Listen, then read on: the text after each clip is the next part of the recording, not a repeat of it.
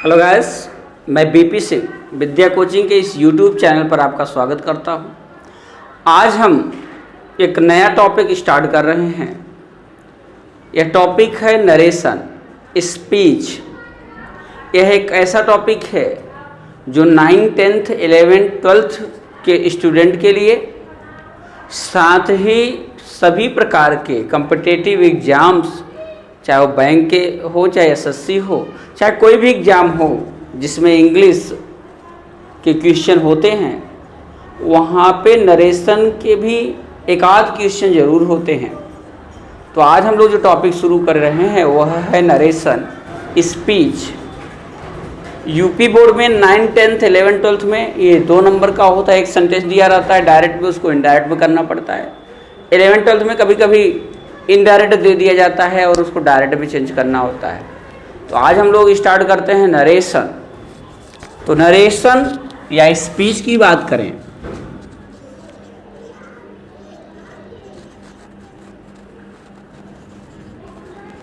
Narration की बात करें, नरेशन का मतलब होता है टू से कहना, स्टेटमेंट, कथन। नरेशन का जो हिंदी है वो है कथन अर्थात स्टेटमेंट, कथन, स्टेटमेंट। इसका मतलब है कहना। तो नरेशन जो है, कथन जो है वह 2 प्रकार का होता है। नरेशन के कथन की बात करें, नरेशन की बात करें, स्टेटमेंट की बात करें, स्पीच की बात करें, तो यह 2 प्रकार का होता है। पहला है डायरेक्ट और दूसरा है इनडायरेक्ट। डायरेक्ट और इनडायरेक्ट, डायरेक्ट नरेशन प्रत्यक्ष कथन और इनडायरेक्ट नरेशन या इनडायरेक्ट स्पीच अप्रत्यक्ष कथन। डायरेक्ट नरेशन की बात करें तो वक्ता की बात को, जो ऑडियंस है, जो श्रोता है, अगर वक्ता की बात को, वक्ता के द्वारा कही गई बात को ज्यों का त्यों किसी से कहता है, किसी के सामने रखता है, तो वह होता है डायरेक्ट नरेशन। अर्थात वक्ता की बात को ज्यों का त्यों रख देना क्या कहलाएगा? To put the statement of the speaker as it is called direct narration. वक्ता की बात को ज्यों का त्यों रख देना कहलाएगा क्या? डायरेक्ट नरेशन, है ना। और इनडायरेक्ट नरेशन की बात करें तो इनडायरेक्ट नरेशन क्या होगा? वक्ता की बात को श्रोता द्वारा, ऑडियंस द्वारा वक्ता की बात को ज्यों का त्यों न कह करके अपने शब्दों में रखना, कुछ शब्द अपने रख देना, उसको क्या कहलाएगा? वो इनडायरेक्ट नरेशन कहलाएगा। तो वक्ता की बात को ज्यों का त्यों रखना डायरेक्ट नरेशन, वक्ता की बात को ज्यों का त्यों न रख करके अपने शब्दों में प्रेजेंट करना, अपने शब्दों में रखना, हो जाएगा वह इनडायरेक्ट नरेशन। तो आइए हम लोग पहले देखते हैं डायरेक्ट नरेशन क्या होता है। तो डायरेक्ट नरेशन का हमने बता दिया, डेफिनेशन क्या हुई? To put the statement of the speaker as it is called direct narration. अब देखिए एग्जाम्पल देखते हैं। डायरेक्ट नरेशन की बात करें, जैसे कह दिया जाए ही सेड टू मी, उसने मुझसे कहा। क्या कहा? देखिए, उसने मुझसे कहा I am going to school, मैं विद्यालय जा रहा हूं। He said to me I am going to school, उसने मुझसे कहा मैं विद्यालय जा रहा हूं। अब जाहिर सी बात है, ये देखिए इसमें डायरेक्ट नरेशन, क्योंकि इसने वही बात की, ही सेड टू मी, उसने मुझसे कहा। अब यह बात मैं किसी और से कह रहा हूं तो कह रहा हूं I am going to school. ये कौन कह रहा है? ही कह रहा है, लेकिन मैंने कोई चेंज नहीं किया। हमने क्या किया? ज्यों का त्यों रख दिया। क्या हो गया? यह डायरेक्ट नरेशन। तो डायरेक्ट नरेशन के पार्ट्स को देखते हैं। डायरेक्ट नरेशन में क्या पार्ट होते हैं? डायरेक्ट नरेशन में 2 पार्ट होते हैं। यहाँ देखिए 2 पार्ट की बात हो रही है। एक कॉमा के बाहर वाला भाग है और दूसरा है डबल इन्वर्टेड कॉमा के अंदर वाला भाग। कॉमा के पहले वाला भाग और कॉमा के डबल इन्वर्टेड कॉमा के अंदर वाला भाग। इस कॉमा के बाहर वाले भाग को बोलते हैं रिपोर्टिंग स्पीच। क्या बोलते हैं, रिपोर्टिंग स्पीच, रिपोर्टिंग स्पीच बोलते हैं, और इसकी वर्ब को बोलते हैं रिपोर्टिंग वर्ब। कॉमा के बाहर वाले भाग को हम बोलते हैं रिपोर्टिंग स्पीच और इसकी वर्ब को बोलते हैं रिपोर्टिंग वर्ब। इसलिए कभी कभी लोग इस पूरे को रिपोर्टिंग वर्ब बोल देते हैं, तो कंफ्यूज नहीं होना है। ये है आपका पूरा का पूरा रिपोर्टिंग स्पीच और इसकी वर्ब को रिपोर्टिंग वर्ब कहा जाता है। और जो इन्वर्टेड कॉमा के अंदर वाला भाग है वो है रिपोर्टेड स्पीच। क्या है वो, रिपोर्टेड स्पीच। इन्वर्टेड कॉमा के अंदर वाला भाग रिपोर्टेड स्पीच है। इसका यहाँ जो फर्स्ट लेटर होता है वो चाहे नाउन हो चाहे प्रोनाउन हो, वो क्या होगा, हमेशा फर्स्ट लेटर कैपिटल में होगा।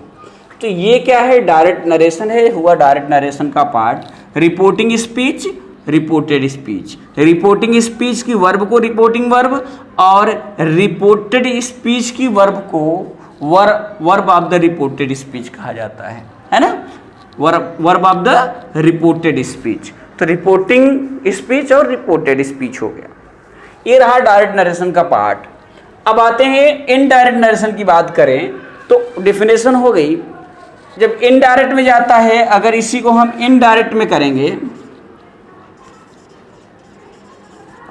इनडायरेक्ट में नरेशन उसमें रखेंगे, सेड टू को टोल्ड कैसे हो रहा है इसको हम लोग नियम देखेंगे, इसलिए अभी ये न परेशान हुई कैसे हो गया, चीज़ों को हम लोग आगे देखेंगे। ही टोल्ड मी, कॉमा हटा करके कंजक्शन का यूज करते हैं, यहाँ दैट यूज होगा, दैट। अब ये देखिए, जब इस बात को मैं किसी और से कहूँगा, अपने शब्दों में कहूँगा, यहाँ पे ही सेड टू मी, उसने मुझसे कहा I am going to school, ऐसा लग रहा है अपने बारे में बात कर रहा है, I am going to school, है ना, उसने मुझसे कहा। तो अब जब ये अपने में कहेगा, मैं अगर आपसे कहूँगा, किसी थर्ड पर्सन से कहूँगा, यहाँ पे अगर मैं कहूँगा तो मैं क्या कहूँगा, आई है ना, तो ये कौन कह रहा है, ये ही कह रहा है, तो ही हो जाएगा, टेंस में चेंजेज होगा, he was going to school. देखिए अब बड़े आसानी से क्लियर हो जाएगा। He told me that he was going to school, उसने मुझसे कहा कि वह विद्यालय जा रहा था। कहने का मतलब ये हुआ, अभी यहाँ पे हम यहाँ आई रखे थे, अब यहाँ ही रख दिए। जब हम डायरेक्ट में रखे थे, उसी को जो उसने कहा था ज्यों का त्यों रख दिया था। अब जब अपने शब्दों में कहा तो जो उसने कहा इस तरह से उसने कहा, तो डायरेक्ट और इनडायरेक्ट में ये डिफरेंट है। अब आइए देखते हैं कैसे चेंजेज होता है। डायरेक्ट अगर सेंटेंस आपका है, डायरेक्ट स्पीच में है, डायरेक्ट नरेशन में है, तो कैसे उसको इनडायरेक्ट में बदलेंगे। तो सबसे इम्पोर्टेंट चीज़ जो रिपोर्टेड स्पीच की हम बात कर रहे हैं, हमारा रिपोर्टेड स्पीच जो है, रिपोर्टेड स्पीच किस सेंटेंस में है, इसका सेंटेंस कौन सा है, ये ध्यान देना पड़ेगा। तो सबसे पहले हम सेंटेंस जान लेते हैं। सेंटेंस आपने देखा हुआ है, नहीं देखा तो प्लेलिस्ट में जा कर के देखेंगे, आपको सेंटेंस के वीडियो मिल जाएंगे। तो सेंटेंस क्या होता है ये भी पता है आपको, और सेंटेंस कितने प्रकार का होता है, यहाँ कौन सा सेंटेंस हो सकता है, यहाँ असर्टिव हो सकता है, यहाँ इंट्रोगेटिव हो सकता है, यहाँ इम्परेटिव हो सकता है, यहाँ ऑप्टेटिव हो सकता है, यहाँ एक्सक्लेमेटरी हो सकता है, कोई भी सेंटेंस हो सकता है। तो सबसे पहले हम लोग चलेंगे, जो हमारा सेंटेंस होगा वो होगा असर्टिव सेंटेंस। तो क्या देखेंगे हम लोग, सबसे पहले असर्टिव सेंटेंस देखेंगे। अब जो ये एक जनरल रूल है, जनरल रूल का मतलब ये हुआ कि असर्टिव सेंटेंस, सारे सेंटेंसेस में एक रूल कॉमन है, जो क्या क्या चेंज करेंगे हम लोग। सबसे पहले चेंज करेंगे, सबसे पहले होता है चेंज ऑफ टेंस। सबसे पहले चेंज करेंगे टेंस को, फिर हम करेंगे चेंज ऑफ पर्सन को, फिर करेंगे change of other parts of speech. इतने चेंज हम लोग करते हैं। तो change of tense, change of person, change of other parts of speech, ये कॉमन है, ये सभी सेंटेंसेस में होते हैं। सभी सेंटेंसेस में change of tense, change of person, change of other parts of speech आएगा। तो हम लोग सबसे पहले असर्टिव सेंटेंस को लेते हैं और असर्टिव सेंटेंस से शुरू करते हैं चेंज ऑफ टेंस, इसके बाद चेंज ऑफ पर्सन, फिर change of other parts of speech चलेंगे, असर्टिव हो जाएगा, इसके बाद इंट्रोगेटिव चलेंगे, आगे बढ़ते जाएंगे। तो आइए देखते हैं असर्टिव सेंटेंस में चेंज ऑफ टेंस क्या देखेंगे? Change of tense.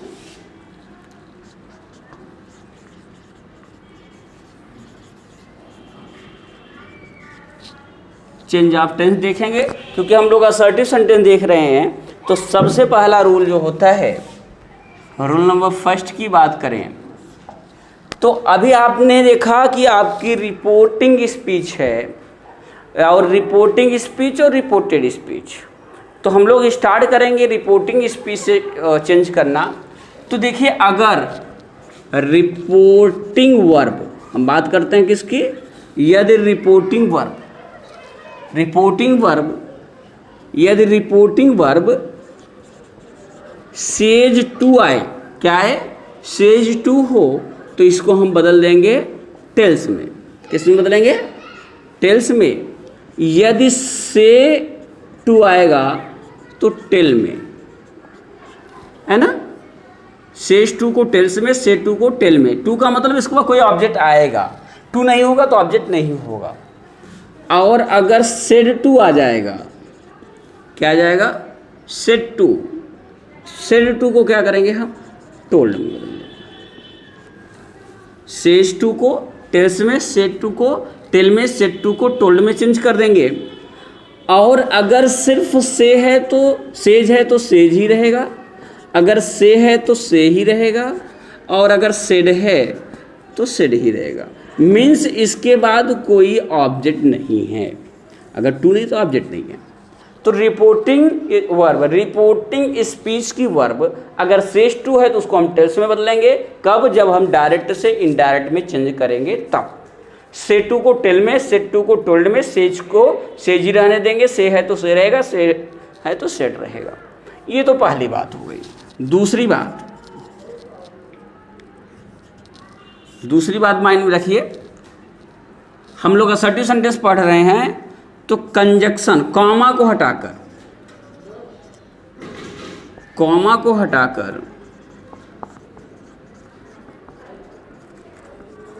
Conjunction that का प्रयोग करेंगे।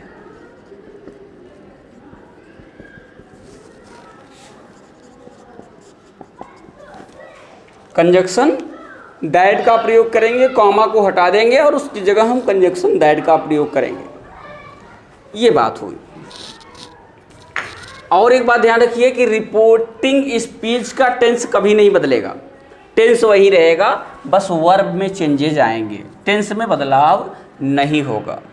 ये तो रहा हमारी रिपोर्टिंग वर्ब में क्या बदलाव होगा। अब आगे देखते हैं रिपोर्टेड स्पीच में क्या बदलाव होगा। तो अगला रूल होता है आपका रूल नंबर 3। यदि रिपोर्टिंग स्पीच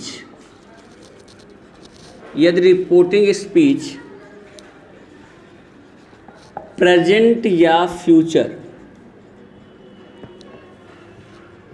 में हो तो रिपोर्टेड स्पीच का टेंस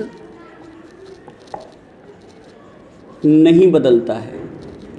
यहाँ नहीं बदलता है का मतलब ये हुआ कि यदि हम डायरेक्ट से इनडायरेक्ट में बदलेंगे और हमारा रिपोर्टिंग स्पीच, ये हमारी रिपोर्टिंग स्पीच है, अगर इसका टेंस प्रेजेंट या फ्यूचर में हो तो इसके टेंस में कोई परिवर्तन नहीं करेंगे, ज्यों का त्यों रख देंगे, है ना। करेंगे क्या? सिर्फ कॉमा को हटा देंगे और इन्वर्टेड कॉमा को हटा करके दैट का प्रयोग करेंगे और इन्वर्टेड कॉमा को हटा देंगे, है ना। तो एक एग्जाम्पल देखते हैं क्या इसका मतलब हुआ। जैसे कह दिया जाए कि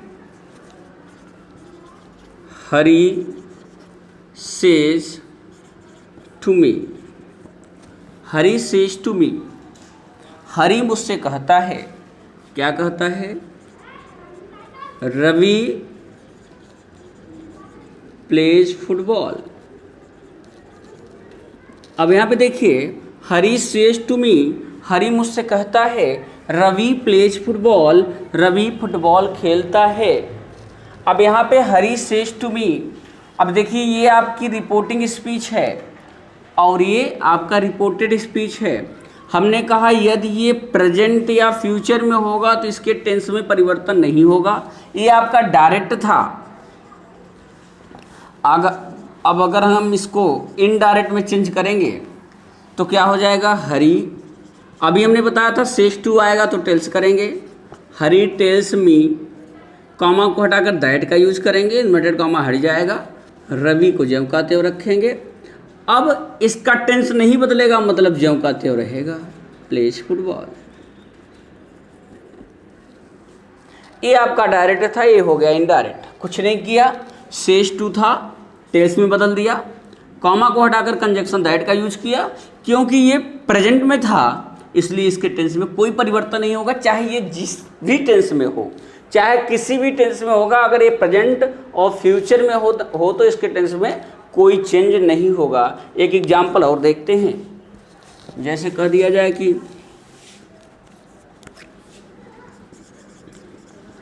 रेखा विल से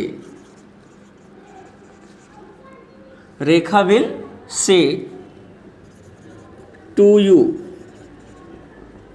रेखा will say to you, Rekha तुमसे कहेगी। क्या कहेगी, कोई भी सेंटेंस एक लेते हैं, Ram is a good boy, Ram is a good boy.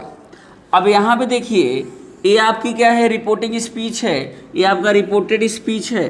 अब हम जब इसको चेंज करेंगे, जब इसको हम चेंज करेंगे तो यहाँ पे देखिए से आया है, से टू को क्या करेंगे, टेल में बदलेंगे तो क्या हो जाएगा, रेखा विल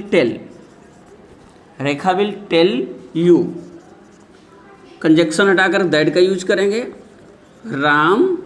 अब इसके टेंस में कोई परिवर्तन नहीं होगा, Ram is a good boy. इस तरह से यहाँ पे क्या करेंगे, कॉमा इंक्लूड कॉमा को हटा करके सेंटेंस को चौकाते रख देंगे। क्यों रख देंगे, क्योंकि ये हमारा टेंस फ्यूचर में था, ये प्रेजेंट में था, फ्यूचर में था। तो इस तरह से अगर रिपोर्टिंग स्पीच अर्थात जो वर्ब है, रिपोर्टिंग वर्ब, वो अगर प्रेजेंट या फ्यूचर में हो तो रिपोर्टेड स्पीच के टेंस में कोई परिवर्तन नहीं होगा, चाहे वो किसी भी टेंस में हो, कोई भी टेंस आ जाए कोई परिवर्तन नहीं होगा। अगर रूल देखते हैं क्या कहता है,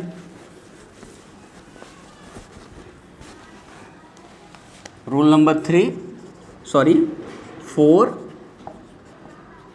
यदि रिपोर्टिंग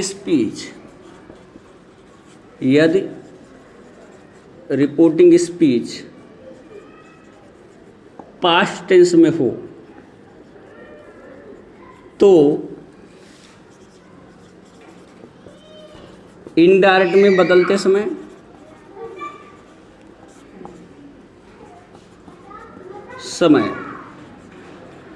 रिपोर्टेड स्पीच के टेंस में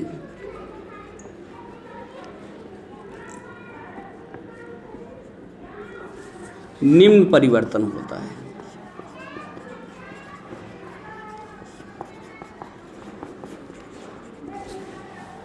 निम्न परिवर्तन होता है। क्या परिवर्तन होगा, हमने कहा अभी तक अगर रिपोर्टिंग स्पीच आपकी प्रेजेंट या फ्यूचर में हो तो नहीं चेंज होगा। क्या नहीं चेंज होगा, रिपोर्टेड स्पीच का टेंस नहीं बदलेगा। कब, जब उसको हम इनडायरेक्ट में बदलेंगे। लेकिन अगर रिपोर्टिंग स्पीच पास्ट टेंस में हो, past indefinite, past continuous, past perfect में हो तो रिपोर्टेड स्पीच का टेंस बदलेगा। कैसे परिवर्तन होगा, उसमें क्या बदलाव होगा, कौन कब होगा तो क्या होगा, इसको हम लोग नेक्स्ट वीडियो में देखेंगे। अभी हम लोगों ने बस इसका इंट्रोडक्शन लिया है, अभी थोड़ा सा परिचय हुआ है। परिचय में हमने प्रेजेंट या फ्यूचर में हो तो चेंज करेंगे। टेंस अगर ऐसा है, रूल बताया हमने, तो उसको कैसे बदलाव करना है वो देखा है आपने। रूल नंबर 3 में आप लोग अपने से उसको प्रैक्टिस करने का प्रयास करिएगा। कोई भी बुक उठाएंगे उसमें एक्सरसाइज दी हुई है, अपने से कोशिश करिएगा, अपने सेंटेंस बना के कोशिश करिएगा। अगला जो अभी हमने कहा कि पास्ट में हो तो क्या परिवर्तन होगा, इसको हम लोग अगले वीडियो में देखेंगे। Thank you, thanks for watching.